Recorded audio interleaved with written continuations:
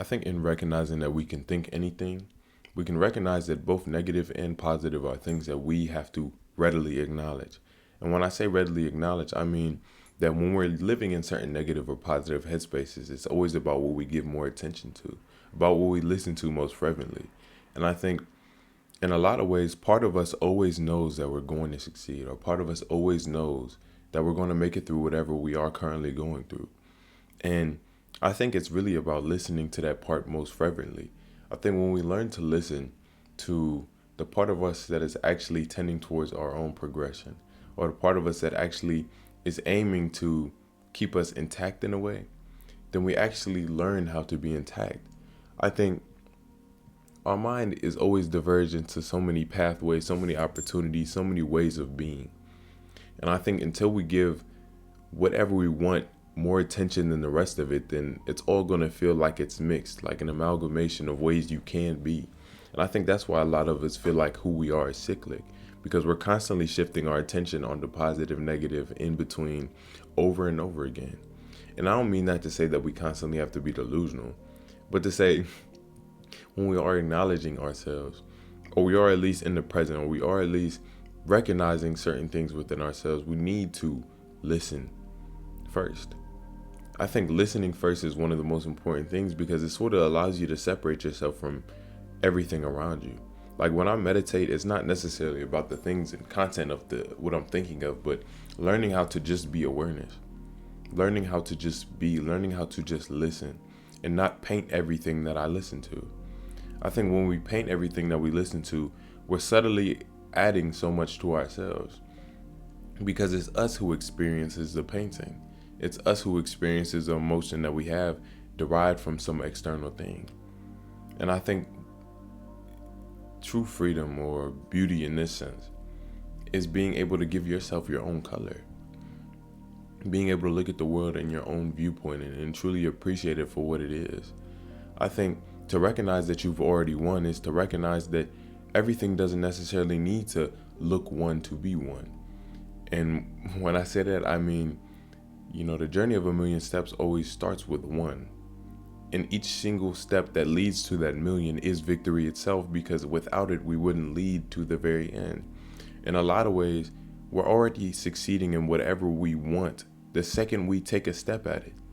And it's just about continuing to take more steps in order to progress into whatever it is we want. But I think the validation truly has to be given in the present. In my own experience, any of my success, I feel like it's always been attributed to me being able to have the feeling of the wish fulfilled, the feeling of whatever I want to be a part of my world ahead of time, and not basing it on how things look, but how things are. And when I say how things are, I really just mean how I feel, because how you feel is really how things are going to tend. If you feel negative, terrible about yourself, about everything around you, that's what things are going to be. Not necessarily in the sense of what actually is, but recognizing that your experience is all that is for you. And when it comes to, I guess, taking care of ourselves or doing anything in regards to that and recognizing we're already winning, I think it's important to sort of invest in ourselves readily and keep on contributing to ourselves in a way that actually allows us to continue to progress, in a way that actually allows us to affirm ourselves for who we are. And I think some of that affirmation doesn't even necessarily need to be acknowledged so much as it needs to be recognized at the moment of our doing it. I think each and everything that we do that is in reference to our own appreciation, growth, and affirmation should be affirmed, which is why I'm thankful that Teach Hanley is sponsoring today's video. If you guys are unfamiliar with Teach Hanley, they're an uncomplicated skincare brand for men. And they sent me over their level 1 system, which I'm going to showcase for you guys today, which is a wash, an AM and PM moisturizer. AM has SPF in it, and then a scrub. I think skincare is one of those important things. I think self-care in general is one of the important things when it comes to learning how to be present. I think when we learn how to invest ourselves in the present moment and sort of give ourselves affirmation for the investments that we give in the present, then we learn to actually relax. We learn to actually give ourselves credit for all the things that we do for ourselves. And I think without that credit, then everything's going to feel like a means to an end rather than a means to what is. And since they're sponsoring today's video, they're offering you guys an amazing deal. If you click the link in the description, you guys can get 40% off a level 1 system box today. And you can sign up to get 20% off as a member for life if you click the description. They're also throwing in an extra gift along with the level 1 system, which can either be a manicure set or an exfoliating brush. I personally use the exfoliating brush pretty regularly, so I would recommend that. All in all, I think that any type of investment we give to ourselves needs to be appreciated the second of its instantiation. I think sometimes when we allow ourselves to be positive enough, we learn how to integrate positivity into what we do. In the same way that if we feel negativity, we always project it into the surrounding areas and the surrounding things that we do. When we learn to feel positive in essence of who we are, we bring that to everything that we express ourselves towards. Every single ounce of our expression would be filled with it because all we are and all we can do is express ourselves.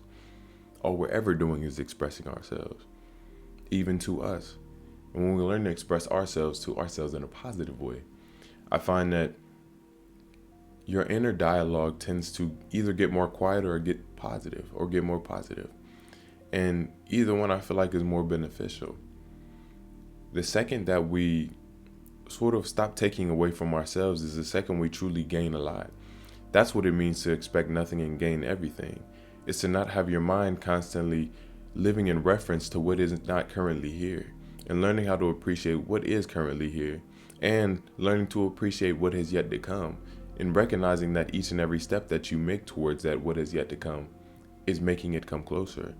I think that in recognizing life is coming from you, it's really about what you give. And when we give a certain amount of positivity and awareness to a certain situation and sort of allow ourselves to sort of be transformed and change and within it, then we sort of allow that change to be characteristic of the thing that we're talking about. And I know that doesn't really make sense, but I feel like even if we talk about art, I feel like true art is always in reference to the present. It's always capturing a moment in time, a feeling in time, a place in time. And I think our expression is really the same thing. It's about capturing this moment and capturing how we feel about what is currently going on in reference to this, and the other, and expressing it. And I think when we allow ourselves to express that with a certain amount of positivity, then we sort of allow everything to be painted with the positivity that we're speaking. And I think it's always about what you speak into the world. I think words are very powerful. I think words are magic in a way. And what you tell yourself and what you say about whatever it is you're progressing, even if it's an internal thought, internal whisper, that needs to be acknowledged because they do impact our lives. Each and every choice that we make to sort of allow certain negativity to be within our head is what allows it to stay there. Because we aren't constantly, or we aren't readily choosing something else. I think who we are is always a commitment. It's always something that we are being in a way. And until we learn how to be the way that we want through our own presence, then we're going to be the way we think we have to be. And I think being the way that we think we have to be is not often in reference to our own benefit and to our own good, and often is in reference to other people and other people's thoughts and opinions about your own conduct. And I don't necessarily mean that to say that we have to be negligent of society, negligent of the way I interact with this person, and if I hurt their feelings, it doesn't matter because I'm this way. I don't mean that at all. I mean recognizing, at least to a subtle extent, that you have to care about yourself enough to care for others. I think sometimes we're so void of the things that we don't give to ourselves that we stop giving it to other people because we don't have enough to give. And it's not even about not having enough to give. You know, you don't have to have care for yourself to care for others. It's not true. I think that's a myth. I think care for others happens naturally when you care for yourself truly. I think it's always about what you give to yourself. That's what I mean. When we learn to paint our world in a certain positive way, then our expression follows suit. Because what reason will we have to express something negatively if we're experiencing a positive thing? If not our mind's association with negativity, if not our mind's clinging on to that negativity. So the importance really, in my perspective, is always to give yourself a present opportunity to embrace positivity that exists right here. Like even at the making of this video, even right now, instead of thinking about and analyzing the words that I'm saying, instead of analyzing what I have left to do today, etc., etc., etc., I'm here. I'm trying to experience, I am experiencing the moment. And in that experience, I'm recognizing that there's nothing that's not worth appreciation within it. And while I'm actively appreciating the moment, I'm giving myself a better opportunity at seeing what actually is, or more so, tuning myself into seeing what I actually want to experience from my life. I think when we don't allow our experience to be characteristic of the thoughts that we give to it, when we don't allow ourselves to truly be, symbiotic with the life that we're living, then we sort of take away from ourselves more than we give. And when I say symbiotic, I don't necessarily mean that everything in life goes your way. I mean that you go your way in your life. That's, I think, all that matters is the effort that you put into your desires and truly doing your best. And I think doing your best is what truly frees you, because it's about putting yourself into whatever it is that you desire, anything that you want, including yourself, including your life, including just being, and giving yourself a certain amount of validation for that act. Our value has never been in our utility, rather our very existence. And that is to say that we need to value ourselves on a basis of our existence and a basis of our being, rather than everything that we do for others. What you give to yourself, I feel like is everything. And I don't mean that to say that I don't care about what other people give. I have so much appreciation and love for every single person that's in my life, and truly. And I feel like that love has only been able to be articulated, expressed, and truly felt in a present way after I gave myself some type of affirmation and love. If we feel like we can't love ourselves, why would we allow others to? Even if we, want love from other people, the reason that we want it is to prove to ourselves that we are lovable. And I think a lot of things shouldn't necessarily be about proving it to yourself, because I think the whole act of proving is not really the way that we're really thinking about it. I think to prove that you love yourself in the way that we go about it isn't to wait, or it is to wait. It is to wait on specific things to show you that you love yourself. But that's not what really, I feel like, is self-love. I feel like self-love really has no condition, and it's about giving it to yourself presently. Same with your validation. And I feel like when it comes to our accolades and achievements, we want them to be proved first mentally. We want to know exactly how everything is going to pan out in the future, and that's not the way things go. But it's my current belief that so long as we are able to adopt this state, and when I mean adopt this state, I mean feel our happiness, feel the feeling proportional of how we would feel at the end of our goal, at the achievement of it, then we don't really have to worry about the how. We just have to worry about the what. And as long as we stay firm in our decision and commitment to that certain thing and align ourselves both in action and thought, and what that means is making the steps to do it and feeling the achievement, the congratulations, the applause, the cheer from yourself at each and every step, and acting as if you're achieving it at each and every step, then it will already be achieved. It won't be a matter of whether or not you achieved it. It'll be a matter of when will I see its physical manifestation. And it's not even about questioning that. It's about trusting that. And I think when you trust that, you sort of open a lot of doors for yourself, because we recognize that a lot of things were never really closed off to ourselves, if not but mentally. And our imagination and our subconscious has always been the wall and barrier between us and our success, by how successful we think we can be. I think we can all recognize that synchronicities happen. And when I say synchronicities, I mean things that align. Like you were thinking about this and then this person texted you. Or you were thinking about this song and all of a sudden you hear the song. Or, I don't know, you were thinking about this book, you randomly saw this book and all of a sudden it comes on your feed. Or you see angel numbers, or you see some type of other things. All of these things are sort of working with the same principle.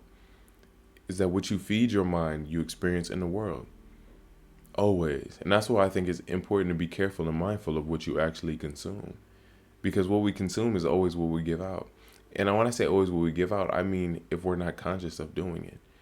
I think we're always living out the drama of our previous day in a way, and of our previous emotions, of what we're carrying, because that's what we experience. So I think if we're able to be present enough to recognize what we're both feeding ourselves and feeding others, we can learn to contribute to the world in a way that actually allows us to be positive with everything around us and allows us to be positive without it too. And when I say without it, I mean recognizing that your positivity and your happiness doesn't need to be based on everything around you. And I don't mean that to say if things are going terrible, don't care. Care enough about it and care enough about yourself to not take away your ability to experience the moment and experience yourself in a positive way in reference to everything around you. I think when we learn to be positive regardless, then we learn how to actually find solutions to our problems more readily. I think sometimes when we succumb to the emotions of negativity, we're sort of blinded and focal pointed and have tunnel vision onto what currently is. And when we look at a whole situation, a whole problem, and we treat that part as if it's the entirety of our entire lives. And I think the same thing occurs with our internal parts. We see a certain part of ourselves internally that we feel like we need to change. And instead of recognizing all the parts of ourselves that don't need change, the parts of ourselves that deserve appreciation, deserve a love and gratitude, we exist in a plane of that negativity. We choose to only identify with those certain aspects, at least mentally, and we allow other parts of ourselves to become negative by association, just because our natural state will be negativity because that's what we're focused on. And I don't mean that to say when we have negative aspects, we don't focus on them, but to say acknowledgement and living in are two different things. I think it's important to acknowledge something, otherwise it won't be able to heal. But I think acknowledgement is just giving awareness to that certain thing. It doesn't necessarily mean living within it. I think living within it is sometimes what perpetuates it. I think with certain negative things, a lot of us feel either guilt or shame or some type of negative feeling, sadness in reference to that certain something. And whenever we're feeling sad or any other emotion I mentioned before, we tend to have actions that are representative of that. We tend to do things that are characteristic of that sadness, of that depression, anxiety, fear, worry, doubt, shame, guilt. And we sort of allow ourselves to go through this loop in thinking that the answer to mitigating this emotion and not fixing it, but acknowledging it and healing it is something external. We're always trying to find external solutions to internal problems, and I think that's what keeps us cyclic, is because we think we found the answer, found the end, because some external thing has given it to us. But really, it's just giving it in part to ourselves.